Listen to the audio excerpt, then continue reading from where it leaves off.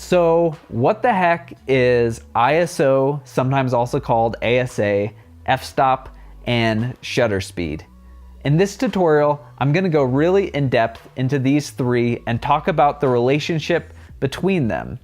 I'm going to talk about this for still photography as well as for video. They overlap really nicely. Now, f-stop has to do with the lens, and it's how much light is being let into the lens. The lens I'm using right now is the 35mm, which is the focal distance or how zoomed in it is, and then it's a 1.4. That means the max or lowest f-stop it can go to is 1.4. So it starts at 1.4, then goes to f2, f2.8, f4, f5.6, f8, and above that. Now this is a prime lens, which means the focal length is fixed. You can't zoom it in and out.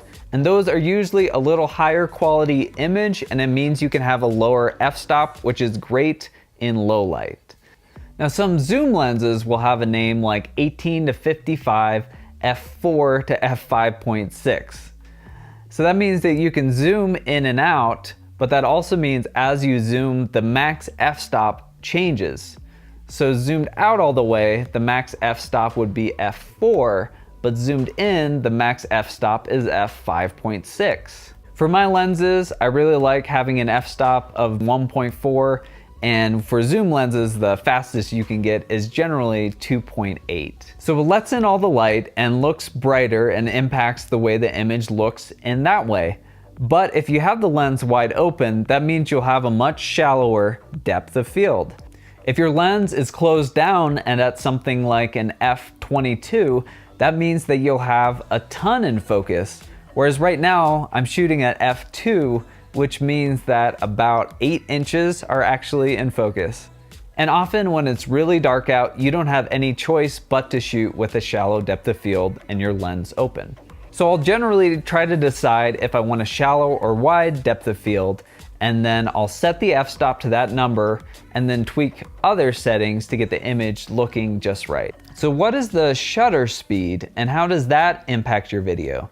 So for a lot of photos, if you're shooting sports photography, if you don't have that shutter speed at less than 1,000th of a second, there will be motion blur and the image will be blurry.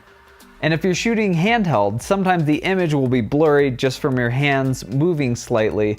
If you're shooting ballpark less than 1/50th of a second, it kind of depends on the focal length you're using. So in the end, shutter speed is basically the amount of motion blur you're seeing. Now in real life, our eyes actually see a decent amount of motion blur, and the numbers filmmakers often shoot for is twice as much as the frame rate. So I'm shooting at 24 frames per second, so I have my shutter set to 50.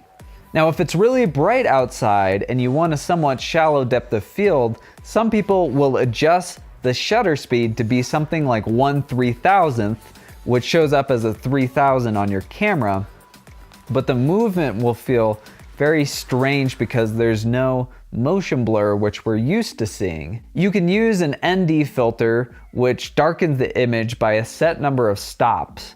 Or you can also use a variable ND filter where you can set how much the image is darkened by. Now some people are really hardcore sticklers. It has to always be at 50.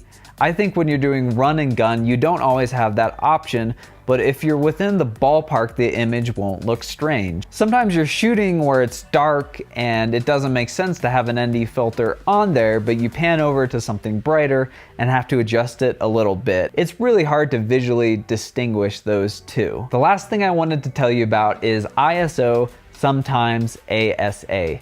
Now this is digitally boosting the image and it makes it brighter, but it adds some noise in. So every time you double your ISO, that makes it one stop brighter. With cameras before they're digital, you used to be able to choose the film stock 100, 200, 400. Now you have way more options and the image looks so much cleaner.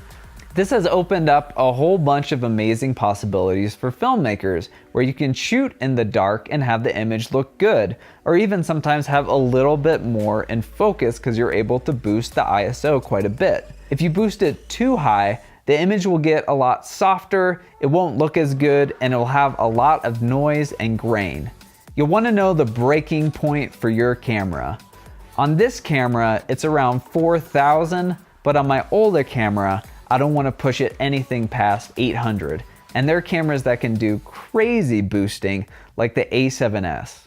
So here's the order that you'll generally want to do things. Start with your f-stop. Choose how much you want in focus and set it based off of that.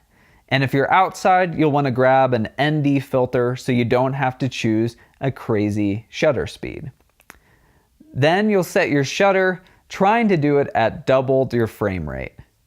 And then you can adjust the ISO, making sure not to go over that breaking point to get the image looking just right. Here's an example that I ran into a lot. So let's say you're shooting a wedding and you have one person there and you want a really shallow depth of field. So I'll be at an f2 and then I'll have my shutter at 50 and my ISO at 800. Then I don't want to adjust the darkness or the brightness of the image, but I'm shooting something with two people and I don't want quite as shallow a depth of field. So I'm going to change it by 2 stops from an f2. 1 stop is 2.8, 2 stops is an f4. So now it's 2 stops darker. One thing I could do is change the shutter from 50 down to 25, down to 12. That's not what we want to do. I want to adjust the ISO from 800 to 3200. So 1600's 1 stop brighter, 3200's 2 stops brighter. This is a camera that can handle 3200 ISO. So the image will look the same, except the depth of field will be wider because I'm at an f4 and I'm no longer at an f2. 1 f-stop lower number equals 1 stop brighter. Shutter speed from a 50th of a second to a 25th of a second, 1 stop brighter. ISO from 100 to 200, 1 stop brighter. Thank you so much for watching. Please ask me any questions that you have. I'm always available to answer any.